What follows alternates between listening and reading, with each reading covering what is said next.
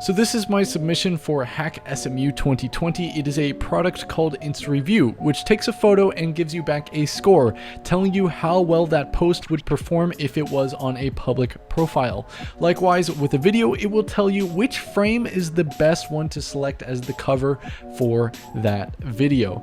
So I'll show you how it works real fast. You just go over here, you upload a file. This is my Instagram posts. So we'll do this one, trip that I went to Japan, and it gets a 4.58 score, which means it will perform pretty well because that Vargas bar is pretty far up there.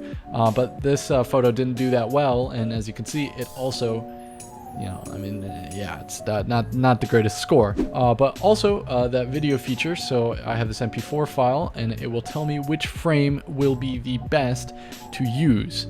But it basically goes through frame by frame and picks the one that works the best. So this frame actually scores pretty low, but the score doesn't necessarily correlate with how well the video will perform. It's actually just looking at the frames. It's not looking at the video as a whole.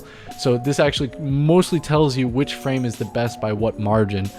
So if you get a frame that's, a 5 score versus a frame that's a 0 score, that 5 score is going to be a lot better. So how does this work under the hood? First, I'll show you the back end, then I'll show you the front end. The back end was written in Python using Flask and PyTorch. I didn't actually write the model for the scoring algorithm. I originally was going to, and I had something pretty good set up, but unfortunately the training time was way too long for me to actually tweak the values to get more than 60% accuracy. I was struggling to really break that 60% barrier anyway. So I ended up dropping that and using this model I found on GitHub, which you can see in this readme.md.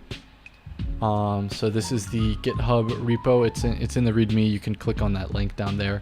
But basically, they did a very similar thing. I actually designed the algorithm I was using based off of their paper, but a little bit more simplified.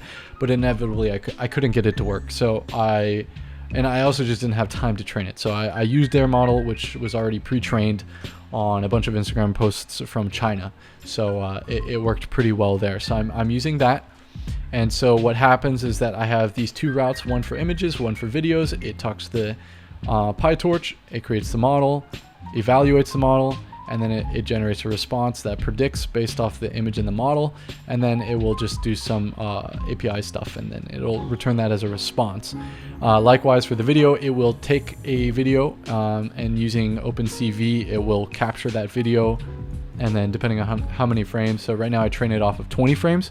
That's actually the number I found that worked the most. Any more frames and you just get too many duplicate frames, so processing time takes really long.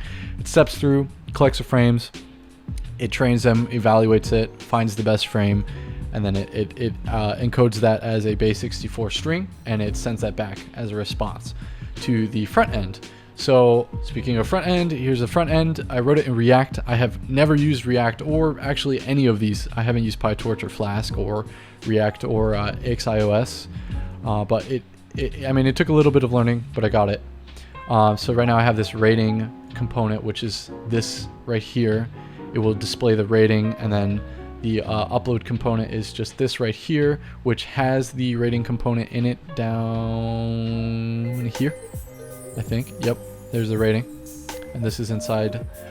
This React code I know is really garbage, but first time did what it could. So you upload it, and then over here it checks the file size, make sure it's not too big because of limitations with axios. You can actually increase the body size because of a bug, so you're stuck to whatever this. It's like, I don't know how big it is, however many bytes. And then if it is a video, it will post it, but it first needs to actually handle the response and get that thumbnail. So what it does is it takes that blob, it converts it, does the offset, but basically it takes a base64 and encodes it as an image in a PNG. And then I have a state called file, which is the most recent file, and it creates a blob URL. And so whenever you upload an image like this, it will actually just create the URL immediately. So right here on the handle change event, it sets the state of the file to just create based off the file that you upload. And just to quickly demonstrate the model's accuracy, right here is the actual likes on the post, and here's the scoring of the post. And so then I normalize these values here. So like this 93 is the highest one, so it gets a 1, and coincidentally the high score is here. So it actually does a pretty good job of scoring it. Now I omitted these 2, 6, and 7 from the actual chart because I made these posts when my account was private. And so that actually really affects the data, which is why this only really works for private accounts. I can show you though. So I think if I just do this, it should work. Yes. So if you look here with this chart, including these posts, actually there's a huge discrepancy. But then if you look at this chart, if I can just scoot this one away, this chart shows that they're actually pretty well correlated. The only difference is post number 2, which is actually this video.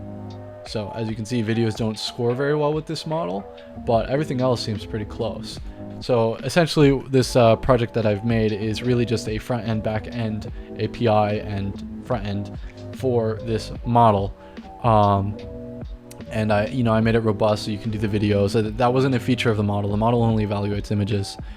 And it was mostly a learning experience in API management. So that's my submission for this, and I hope you guys enjoy it. Thanks.